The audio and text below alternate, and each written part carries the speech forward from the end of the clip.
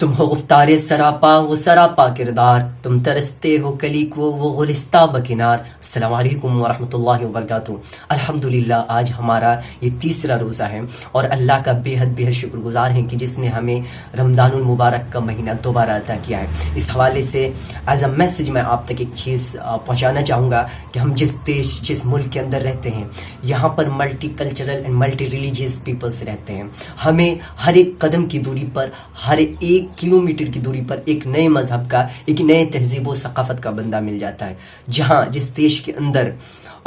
Diversity کا concept ہو، جہاں پر مختلف مذاہب، تہذیب و ثقافت کے لوگ رہتے ہوں، یہاں پر واقعی ہمارا ویوہارک سندیش، ہمارا کیریکٹر میسیج اور جسے ہم اخلاقی فریضہ کہتے ہیں بہت ہی اہم اور مہتوپورن ہو جاتا ہے۔ جہاں پر اپنے حق کی آواز اٹھانے والے مظلوموں کو مجرم کہا جاتا ہو، ان کی ظلم کی داستان کو جرم کی داستان کہا جاتا ہو، جہاں اسلام کی دعوت کو دھرمانترن کا نام دیا جاتا ہو اور ان پر جھوٹی مقدموں کے ذریعے ان کو جیل کے سلاخوں کے پیچھے ڈال دیا جائے، ایسی صورت میں ہمارا ویوہارک سندیش، کیریکٹر میسیج اینڈ اخلاقی فریضہ بہت اہم ہو جاتا ہے۔ اگرچہ ہمیں انڈین کانسٹیٹیوشن یہ رائٹس پرووائڈ کرتی ہے کہ ہم اپنے مذہب، اپنے دھرم کا پرچار و پرسار، نشر و اشاعت کر سکتے ہیں اور اس پر کوئی روک نہیں لگا سکتا، لیکن حکومت آج کچھ ایسے تتووں کے اشارے سے چلتی ہے جو آپ کے اس دعوت کو پسند نہیں کرتی ہیں، جو آپ کے دھرم دین سے بغاوت رکھتی ہے، اور یہ آج کی بات نہیں ہے، یہ صدیوں سے ہے، جب سے اسلام کا ادے ہوا ہے تبھی سے۔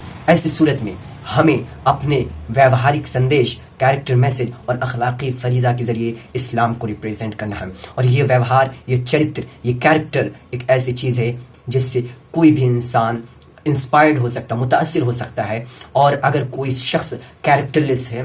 بد اخلاق ہے، چرترہین ہے، اویوہارک ہے، تو معاف کیجیے گا، ان کی باتیں کتنی ہی اچھی کیوں نہ ہوں، کبھی کوئی انسان توجہ نہیں دیتا ہے، ان کی باتوں پر کوئی توجہ نہیں دی جاتی ہے اور ان کی باتوں کو ردی کی طرح پھینک دیا جاتا ہے۔ اور ہم مسلمان جس کے پاس ورلڈ ریچسٹ کیریکٹر ہیں، that's we got from the beloved prophet Muhammad صلی اللہ علیہ وسلم، وہ اخلاق کہ جسے اپنا کر ایک خلیفہ اپنے غلام کو اپنی سواری پر بٹھاتے ہیں اور خود پیدل چلتے ہیں۔ جی ہاں، یہ وہی اخلاق ہے کہ جس سے انسپائر ہو کر لاکھوں لوگوں نے اسلام کو اپنایا۔ یہ وہی تو اخلاق ہے کہ طائف کی وادیوں میں کھڑے ہوتے ہیں آپ کو پتھروں سے لہو لہان کر دیا جاتا ہے، پھر بھی آپ ان کو دعائیں دیتے ہیں۔ یہ وہی اخلاق ہے کہ فتح مکہ کے دن اپنے قاتلوں کو، اپنے دشمنوں کو یوں ہی معاف کر دیتے ہیں، اور جس سے متاثر ہو کر وہاں پر سینکڑوں نہیں ہزاروں کی تعداد میں لوگ اسلام کو قبول کرتے ہیں۔ اور ایسی مثالیں ماضی میں سینکڑوں نہیں ہزاروں کی تعداد میں ہیں